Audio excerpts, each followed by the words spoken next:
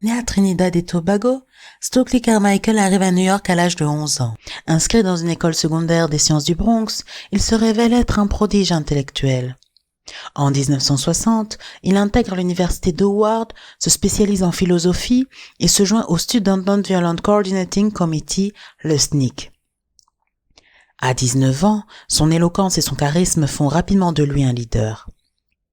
Militant engagé, il participe au Freedom Rise du Congress of Racial Equality et voyage dans le sud pour rejoindre un groupe d'activistes qui prenaient des autobus interétatiques pour tenter de mettre fin à la ségrégation raciale. En 1961, il passe 49 jours dans une prison de Jackson dans le Mississippi. Rebelle et insoumis, les gardiens de prison en charge de sa surveillance n'arrivent pas à le canaliser et seront relevés de leurs fonctions à sa libération. Par la suite, Stokely Carmichael sera arrêté et emprisonné à de nombreuses reprises pour ses actes de résistance face aux injustices.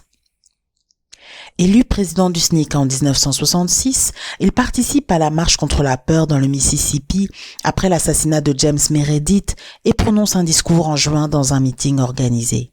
De là, il lance le mouvement Black Power en officialisant l'utilisation politique du terme qui galvanise une nouvelle génération d'Afro-Américains. En 1967, il renonce à la direction du SNCC et coécrit avec Charles Hamilton son premier livre Black Power pour une politique de libération aux États-Unis, dans lequel il forge et popularise le concept ainsi que celui de racisme institutionnel. Il y propose un schéma politique et une idéologie pour régler les problèmes raciaux en évitant une guérilla longue et destructrice.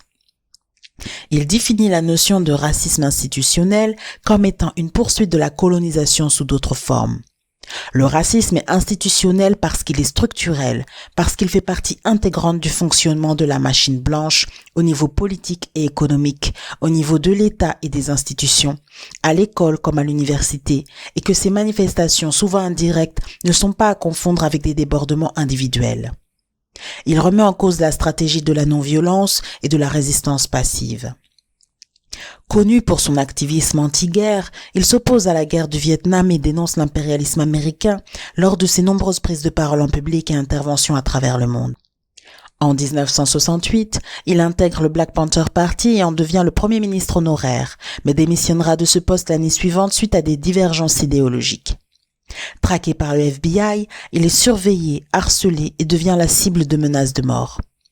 Marié en 1968 à la chanteuse et militante sud-africaine Miriam Makeba, il part s'installer avec elle en Guinée-Conakry en 1969, mais ils divorceront quelques années plus tard.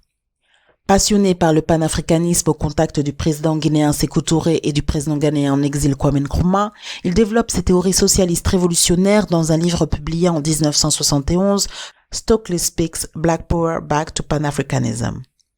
En 1978, il adopte le nom de Kwame Touré en hommage à ses deux mentors et reprend en main le Parti révolutionnaire des peuples panafricains, All African People Revolutionary Party, lancé à Conakry par Kwame Nkrumah en 1968.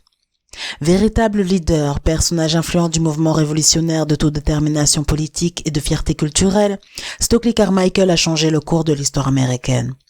Il a su offrir une prescription audacieuse avec le Black Power pour une transformation politique, sociale, culturelle et économique.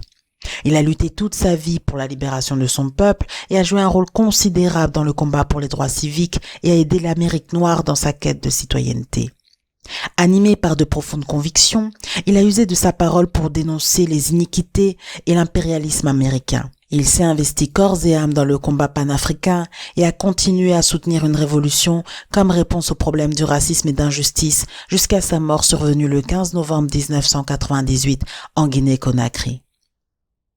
Pour aller plus loin, je vous conseille les livres suivants: Le Black Power pour une politique de libération aux États-Unis, Stokely Speaks From Black Power to Pan-Africanism et Ready for Revolution, The Life and Struggles of Stokely Carmichael, Kwame Touré.